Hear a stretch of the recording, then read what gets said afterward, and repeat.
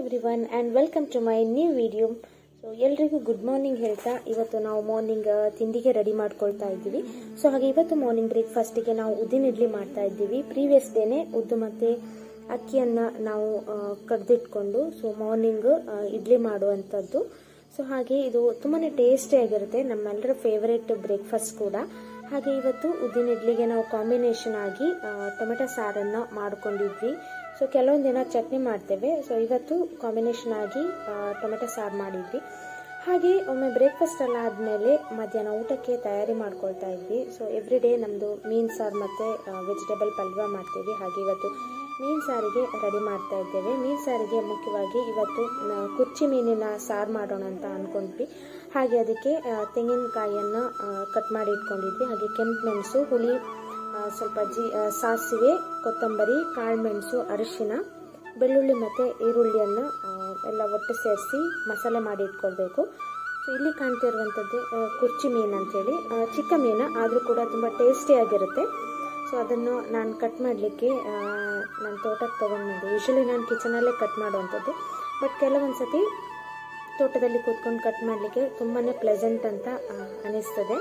So ಹಾಗೆ ತುಂಬ ಜಾಸ್ತಿ ಏನಿರಲಿಲ್ಲ ಇವತ್ತು ಮೀನು ಕಟ್ ಮಾಡಲಿಕ್ಕೆ. ಸೊ ಒಂದು 7 to 8 ಫಿಶ್ ಇತ್ತಂತ ಹೇಳ್ಬೋದು. ಮತ್ತು ಇದು ಸಿಂಪಲ್ ಫಿಶ್ ಆಗಿದ್ದರಿಂದ ಸೊ ನನಗಿವತ್ತು ಮೀನು ಕಟ್ಟಿಂಗ್ ತುಂಬಾ ಬೇಗನೆ ಆಯಿತು.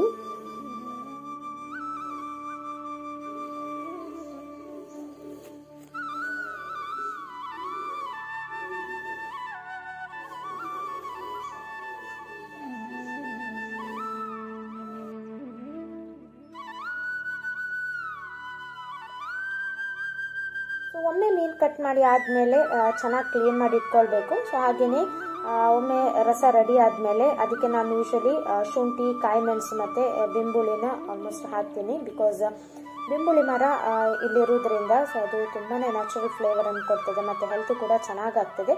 ಹಾಗೆ ಚೆನ್ನಾಗಿ ಹುಳಿ ಇರ್ತದೆ. ಹಾಗೆ ಮೀನು ಸಾರಿಗೆ ತುಂಬ ಚೆನ್ನಾಗಿ ಹುಳಿ ಫ್ಲೇವರನ್ನು ಕೂಡ ಇದು ಕೊಡ್ತದೆ. ಸುಮಾರೊಂದು 7-8 ಬೆಂಬುಳಿಯನ್ನು ನಾನು ಕಟ್ ಮಾಡ್ಕೊಳ್ತೀನಿ. ಒಂದು ಸಾಧಾರಣ ತೊಂಡೆಕಾಯಿ ಹಾಗೆ ಸೈಜ್ ಇದಿರ್ತದೆ.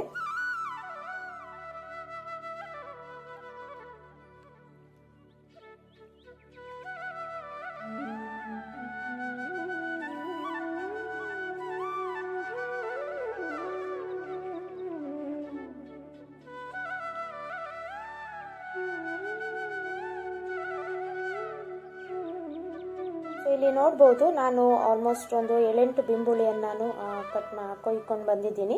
ಹಾಗೆ ಇಲ್ಲಿ ರಸ ಕೂಡ ನಾನು ರೆಡಿ ಮಾಡಿ ಇಟ್ಕೊಂಡಿದ್ದೀನಿ. ಅದಕ್ಕೆ ಕಟ್ ಮಾಡ್ಕೊಂಡಿರುವಂಥ ಶುಂಠಿ, ಕಾಯಿ ಮೆಣಸು ಮತ್ತು ಬೆಂಬುಳಿಯನ್ನು ಹಾಕ್ತಾ ಇದ್ದೀನಿ. ಒಮ್ಮೆ ರಸ ತುಂಬ ಚೆನ್ನಾಗಿ ಕುದ್ದಿದ ಮೇಲೆ ನಾವು ಮೀನನ್ನು ಹಾಕಬೇಕು. ಬಿಕಾಸ್ ಅದು ಚೆನ್ನಾಗಿ ಬೇಯ್ತದೆ. ಇಲ್ಲದಿದ್ರೆ ನಾವು ಫಸ್ಟಿಗೆ ಮೀನನ್ನು ಹಾಕೋದ್ರಿಂದ ಕೆಲವೊಮ್ಮೆ ಸಾಫ್ಟ್ ಮೀನಾದರೆ ಕರಗಿ ಹೋಗ್ತದೆ. ಹಾಗೆ ಇದು ಕುಚ್ಚಿ ಮೀನು ಸ್ವಲ್ಪ ಚಿಕ್ಕ ಸೈಜ್ ಇರೋದ್ರಿಂದ ರಸ ಚೆನ್ನಾಗಿ ಕುದ್ದಾದ್ಮೇಲೆ ನಾನು ಮೀನನ್ನು ಹಾಕೊಳ್ತಾ ಇದ್ದೀನಿ. ಒಂದು 5 to 10 ಮಿನಿಟ್ಸ್ ಚೆನ್ನಾಗಿ ಕುದಿಸಬೇಕು. ಸೊ ಅಷ್ಟರೊಳಗಡೆ ನಂದು ಮೀನು ಸಾರು ರೆಡಿಯಾಗಿತ್ತು. ಹಾಗೆಯೇ ಪಲ್ಯ ಮಾಡಿ ಆದಮೇಲೆ ಇವತ್ತು ನಾನು ಡಿಟಾಕ್ಸ್ ಡ್ರಿಂಕಿಗೆ ಬೀಟ್ರೂಟ್ ಮತ್ತು ಕ್ಯಾರೆಟ್ ಜ್ಯೂಸ್ ಮಾಡ್ಕೊಳ್ಳೋಣ ಅಂತ ಅಂದ್ಕೊಂಡೆ. ಸೊ ಇಲ್ಲಿ ನಾನು ಅದನ್ನು ಚಿಕ್ಕ ಚಿಕ್ಕ ಪೀಸ್ ಆಗಿ ನಾನು ಕಟ್ ಮಾಡ್ಕೊಳ್ತಾ ಇದ್ದೇನೆ. ಫುಲ್ ಬೀಟ್ರೂಟ್ ಏನು ತೊಗೊಂಡಿಲ್ಲ. ಸೊ ನಾನು ಮಾಮಿ ಮಾತ್ರ ಇಬ್ಬರೇ ಕುಡಿಯೋದ್ರಿಂದ ಸೊ ನಾನೊಂದು 2 ಗ್ಲಾಸಿಗೆ ಆಗುವಷ್ಟು ಕ್ಯಾರೆಟ್ ಮತ್ತು ಬೀಟ್ರೂಟನ್ನು ನಾನು ಚಿಕ್ಕ ಚಿಕ್ಕದಾಗಿ ಕಟ್ ಮಾಡಿಕೊಂಡು ಮಿಕ್ಸಿಗೆ ಹಾಕ್ಕೊಂಡೆ. ಸೊ ಒಮ್ಮೆ ಕಟ್ ಮಾಡಿ ಆದಮೇಲೆ ನಾನು ಇದಕ್ಕೆ ಒಂದು 3-4 ಒಂದು 5 ಮೆಣಸಿನಕಾಳನ್ನು ನಾನು ಇದಕ್ಕೆ ಹಾಕ್ಕೊಳ್ತಾ ಇದ್ದೇನೆ. ಬಿಕಾಸ್ ಇದು ಕೂಡ ಹೆಲ್ತಿಗೆ ತುಂಬ ಚೆನ್ನಾಗಿ ಯೂಸ್ ಆಗ್ತದೆ. ಸೊ ಹಾಗೆ ಇಲ್ಲಿ ನಂದು ಬೀಟ್ರೂಟ್ ಜ್ಯೂಸ್ ರೆಡಿಯಾಗಿದೆ. ಸೊ ನೋಡ್ಬೋದು.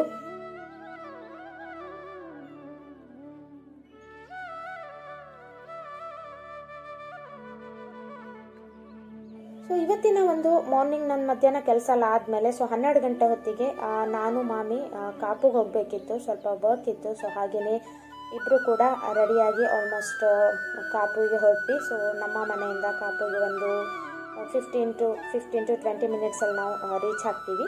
ಸೊ ಹಾಗೆಯೇ ಕಾಪುಗೆ ಹೋದ್ಮೇಲೆ ಒಂದು ಚಿಕ್ಕ ವಿಡಿಯೋ ಮಾಡೋಣ ಅಂತ ಅನಿಸ್ತು. ಕಾಪು ಮಾರ್ಕೆಟ್ ಎಲ್ಲ ಹೇಗಿರುತ್ತೆ ಸೊ ಈ ಕಡೆ ಎಲ್ಲ ಅಂತೇಳಿ ತೋರ್ಸೋಣ ಅಂತ ಅಂದ್ಕೊಂಡೆ. ಸೊ ಹಾಗೆಯೇ ನೋಡ್ಕೊತ ಬನ್ನಿ.